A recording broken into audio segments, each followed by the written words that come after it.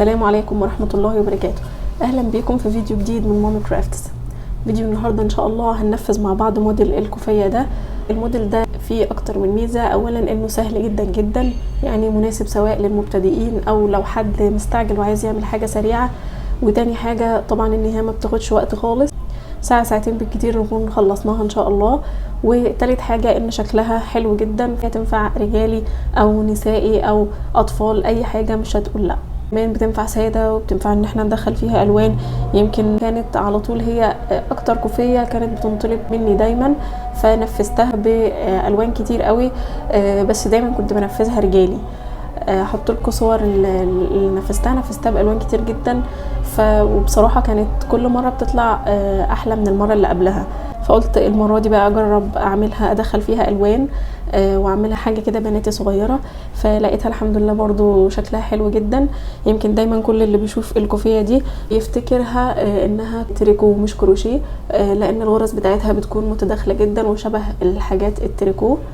فيلا بقى على طول من غير كلام كتير نشوف هنشتغلها ازاي. علشان نعمل الكوفيه بتاعتنا هنحتاج اول حاجه الخيوط هستخدم خيوط أليز سوبر لانا ماكسي، وهو من الخيوط الشتويه اللي فتلتها سميكه. هستخدم 3 الوان، رصاصي وابيض وكشمير، ودي ارقام الالوان عشان لو عايزين تجيبوا زيها. ده الكشمير وده الابيض وده الرصاصي. هستخدم ابرة مقاس 6.5 ملم. هنحتاج ابرة التنظيف والمقص ومتر القياس.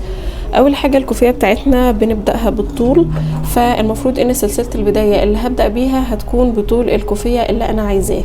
انا هعملها مقاس 8 أو 9 سنين، فعايزه سلسله البدايه يكون طولها 120 سنتي. المقاس ده بيختلف لو احنا هنعملها مثلا حريمي او رجالي. هسيب لكم في اخر الفيديو مقاسات الكوفيات سواء حريمي او رجالي او اطفال لكل الاعمار، عشان لو حابين تعملوها باي مقاس مختلف. هبدا الاول باللون الكشمير.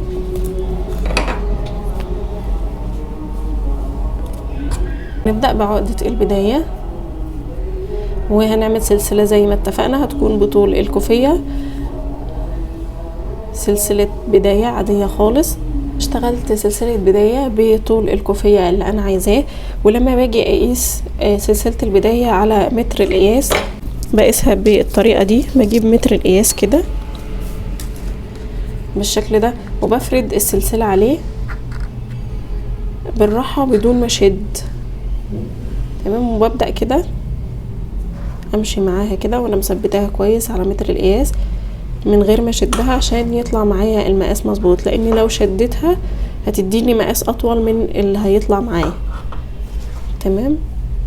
فهبدأ كده امشي معاها كده لحد ما الاقيها وصلت للمقاس اللي انا عايزاه. هنبتدي بقى نشتغل في غرزة الكوفية بتاعتنا. احنا الكوفية بتاعتنا هنشتغلها بغرزة النص عمود بس بطريقة مختلفة، هتديلي شكل مختلف خالص.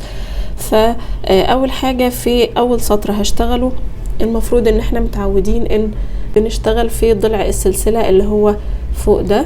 اتفقنا قبل كده ان احنا عندنا السلسلة بتتكون من ضلعين، الضلع اللي تحت ده والضلع اللي فوق، وفي كمان ضلع ثالث من ورا.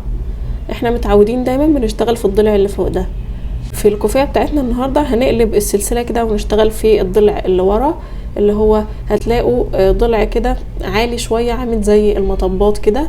هوضحها لكم اكتر بالابرة التانية دي. يعني مثلا دي السلسلة عندنا اهي، لو قلبناها كده على ظهرها هلاقي زي مطبات كده عالية، دي اللي انا هدخل فيها بالهوك بتاعي. دي الجزء ده اللي انا هدخل فيه بالهوك بتاعي واشتغل فيه السطر الاول من الكوفية بتاعتي.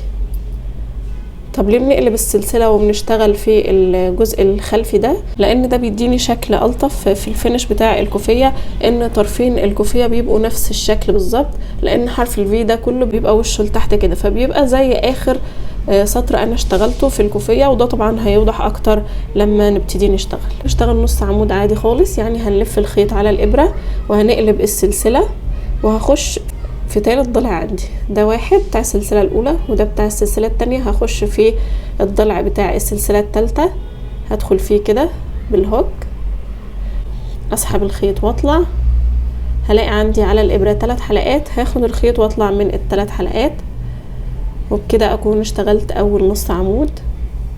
اللي بعده هدخل برضو في الضلع اللي ورا بالشكل ده.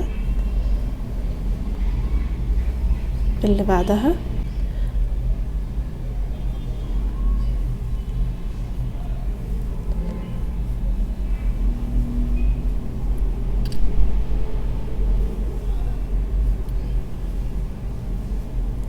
وهكمل بنفس الطريقة، هنكمل بنفس الطريقة لحد اخر سلسلة خالص في السطر بتاعنا. وصلت كده لاخر 4 غرز في السطر، هدخل فيهم برضو واشتغل نص عمود في الضلع الخلفي بعد ما قلبت سلسلة البداية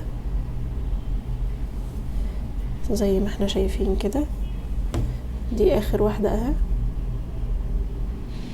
هشتغل في الجزء ده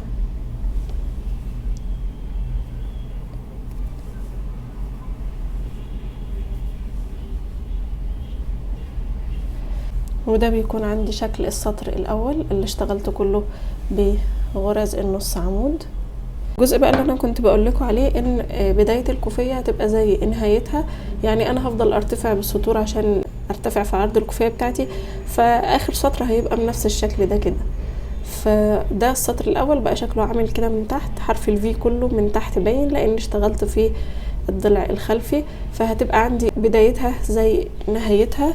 وكمان بيبقى السطر الاول مش مشدود ولا حاجة، بيبقى مريح خالص زي باقي الكوفية، فبيدي طبعا شكل الطف في الفينش. هطلع للسطر التاني، هشتغل 2 سلسلة، 1 2، هقلب الشغل على الناحية التانية. هبتدي بقى اشتغل في الغرزة الاساسية بتاعة الكوفية، وهي برضو هتكون نص عمود، لكن هشتغله فين؟ احنا عندنا الغرزة زي ما احنا متفقين ان هي بتبقى من فوق على شكل حرف في. حرف الفي بتوع ضلعين الغرزة ده ماليش دعوة بيه خالص، انا مش هشتغل فيه. امال هشتغل فين؟ لو قلبت كده هلاقي عندي هنا برضو حرف في تاني اهو، اللي هو بيكون مواجه ليا في الشغل. حرف الفي اللي هو مواجه ليا ده بيتكون من ايه؟ ده اللي هو الضلع الامامي اللي فوق بتاع الغرزة ده، انا مش هشتغل فيه زي ما قلنا، ماليش دعوة بالضلعين دول خالص. امال هشتغل فين؟ هشتغل في الضلع ده اللي هو بيكون مواجه ليا وانا شغالة، الضلع ده اللي هو ده. تمام، يعني انا لو قلبته كده هلاقي حرف في، فانا هشتغل في الضلع بتاعه اللي تحت. هاخد لفة خيط على الابرة، هدخل في الضلع ده اللي هو مواجه ليا زي ما اتفقنا، هاخد الخيط واطلع، هلاقي عندي على الابرة 3 حلقات، هاخد الخيط واطلع من ال3 حلقات، وده اول نص عمود اشتغلته. تاني واحد هلف الخيط على الابرة، هدخل في الضلع ده، اخد الخيط واطلع، هلاقي عندي على الابرة 3 حلقات، هاخد الخيط واطلع من ال3 حلقات. اللي بعدها هاخد لفة خيط على الابرة، هدخل في الضلع ده، اخد الخيط واطلع، هلاقي عندي على الابرة 3 حلقات، هاخد الخيط واطلع من ال3 حلقات، وهكمل باقي السطر بنفس الشكل. وهي دي غرزة الكوفية. لو جينا نبص كده الجزء اللي ورا هنلاقي حرف الفي طالع كله باين كده من ورا ومدي ضلع، طبعا مع الارتفاع في السطور بيدي شكل حلو جدا، بتكون شبه الحاجات اللي هي التريكو، يعني اغلب اللي بيشوف الكوفية دي دايما بيفكرها تريكو مش كروشيه. هكمل باقي السطر لحد الاخر خالص وارجع اوريكم هنرتفع للسطر اللي بعده ازاي. وصلت لاخر غرز في السطر، هشتغل فيهم برضو نص عمود في الحلقة المواجهة ليا زي ما اتفقنا. دي اخر غرزة او اخر نص عمود هدخل فيه برضو في الضلع بتاعه ده واشتغل نص عمود. بس قبل ما اقفله عشان انا هنا هغير اللون، هدخل اللون الابيض، فهبتدي اخر سحبة قبل ما اقفل النص عمود بتاعي هسحبها من اللون الابيض عشان هدخل الابيض بالشكل ده كده. انا كده دخلت الابيض، هقص بقى طرف الخيط التاني وربط الخيطين مع بعض كده ربطة خفيفة خالص.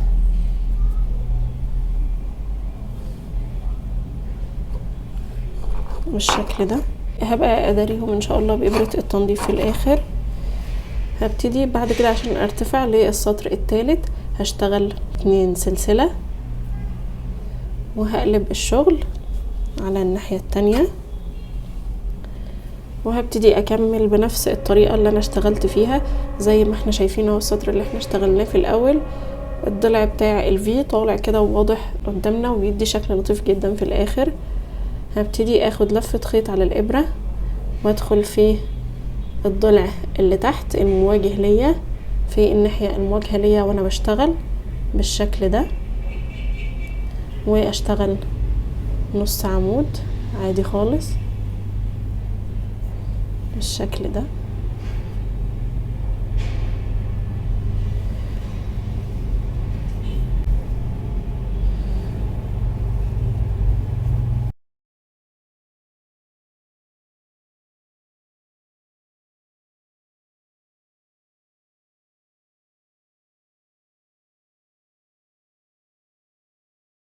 وبس كده خلاص. هي دي فكرة الكوفية وفكرة الغرزة بتاعتنا، ان احنا بنفضل نرتفع بالسطور بنفس الطريقة وبنشتغل في نفس الضلع ده نص عمود على مدار السطور لحد ما اوصل لعرض الكوفية اللي انا عايزاه. انا محتاجة الكوفية بتاعتي توصل لعرض 12 سنتي لانها هعملها مقاس بناتي صغير، فهوصلها 12 سنتي. وهغير الالوان بقى على السطور. في السطور يعني انا بشكل عشوائي هدخل الرصاصي وهدخل الكشمير. لما تخلص ان شاء الله هعرفكم برضو انا عملت كام سطر من كل لون عشان لو حابين تعملوا نفس الديزاين بالظبط. رجعنا تاني بعد ما خلصت الكوفية وخلاص نظفت الخيوط، وده شكلها، ده بقى شكلها معانا، وده شكلها من الطرف بعد ما نظفت الخيوط. طبعا احنا ممكن نحط مثلا شراشيب او نحط كرة فرو او اي حاجة، دي حاجة ترجع لنا. وصلت معايا العرض اللي انا عايزاه حوالي 12.5 او 13 سنتي. حابين تعملوها بنفس تدرج الالوان بالظبط، فانا بدأت الاول ب2 كشمير، سطرين كشمير، وبعدين سطر ابيض، وبعدين 2 رصاصي، وبعدين 1 ابيض، وبعدين 3 كشمير، و2 ابيض، واخر واحد رصاصي. طبعا الالوان براحتنا خالص، وممكن نعملها ساده اصلا من غير ما ندخل اي الوان. اتمنى ان شاء الله ان الفيديو يكون عجبكم ويكون الشرح واضح. لو في اي حد ليه سؤال او استفسار تقدروا تسيبوا لي سؤالكم في كومنت تحت الفيديو، وان شاء الله استنوا مشاريعنا الجديده وفيديوهاتنا الجديده واستنونا وتابعونا.